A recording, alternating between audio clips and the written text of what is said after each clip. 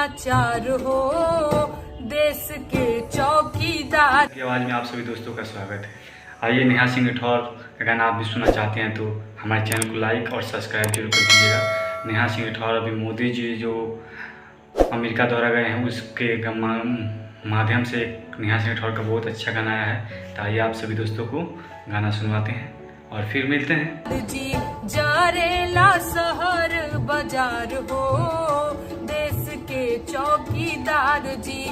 मणिपुर से आइल समाचार हो, देश के चौकीदार जी। साहेब करेले अमेरिका के दौरा, नाही लेवेले मणिपुर के ब्यौरा। एज काहे सौतेला व्यवहार हो, देश के चौकीदार जी। जारेला शहर बाजार हो, देश के चौकीदार जी। मन की बात ना मणिपुर की बात करो, बाइडन से ना सीएम से मुलाकात करो।